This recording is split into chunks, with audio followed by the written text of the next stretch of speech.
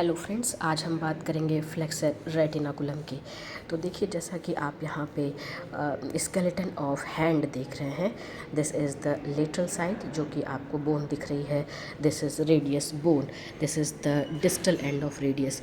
और middle side में जो आपको बोन दिख रही है, this is the lower end of ulna. अब देखिए, अल्ना और रेडियस के आगे जो आपको ये छोटी छोटी बोन्स दिख रही हैं, these are known as carpal bone. There are in total 8 carpal bone और जिनका कि अरेंजमेंट 2 रोज़ में होता है। एक प्रॉक्सिमल रो में जिसमें कि आपको 4 कार्पल की छोटी छोटी बोन्स दिखेंगी, और दूसरा जो रो है that is distal row which also comprised of 4 smaller carpal bone. So most literally in the proximal row you will find this bone. This is known as scaphoid.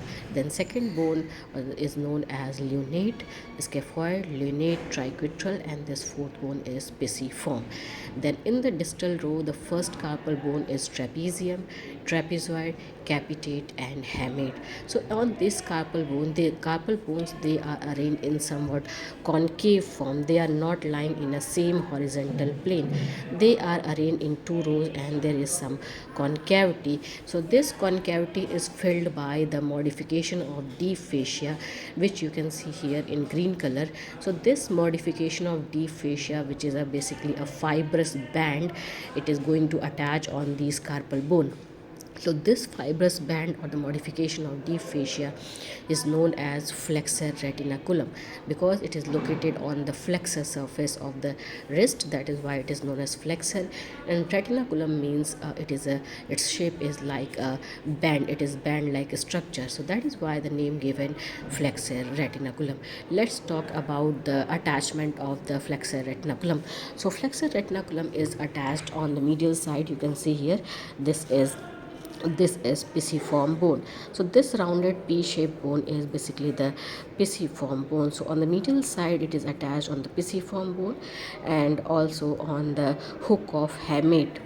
So hook of hamate and pisiform bone gives attachment to the medial part of the flexor retinaculum.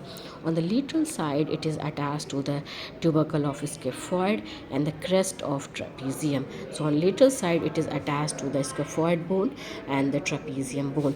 So this fibrous band is known as flexor retinaculum. So you can see, if you cut a section at this level, you can see the structure.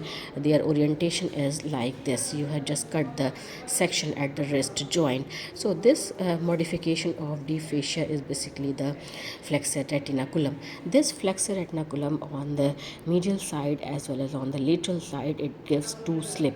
The lateral slip is deep slip and it contains the tendon of the flexor carpi radialis muscle.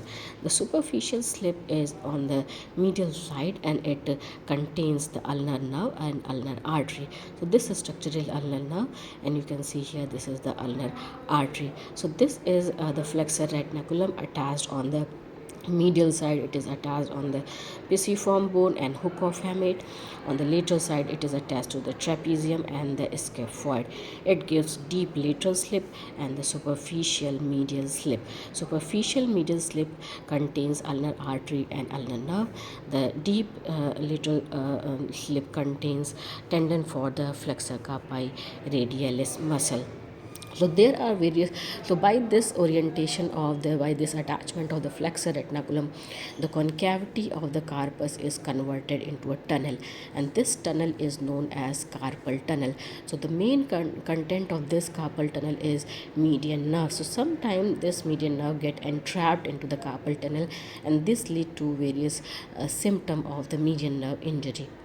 So median nerve is an important content of the carpal tunnel that is formed by the flexor retinaculum and the carpal bone. So there are various superficial relation and the deep relation of the flexor retinaculum. So in this diagram, this is the superficial side and this is the deeper aspect to the flexor retinaculum. This side is basically medial side and this side is the lateral side. So superficial structures are, you can see here, this is a tendon for the palmaris longus. Then you have two nerve, one is the palmar cutaneous branch of the median nerve, and the one is the palmar cutaneous branch of ulnar nerve. And then ulnar artery and the ulnar vessel, they lie superficial to the flexor retinaculum. The deeper structure are basically the four tendons of the flexor digitorum superficialis. You can see here there are four tendon of flexor digitorum superficialis.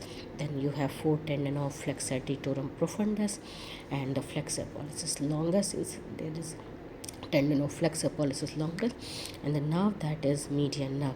So these are the relation of the flexor retinaculum. The main function of flexor retinaculum is to keep these important structures, these tendon, these nerve in proper place. So this is all about the flexor retinaculum, which is basically a modification of deep fascia at the wrist joint. So thank you for listening and watching.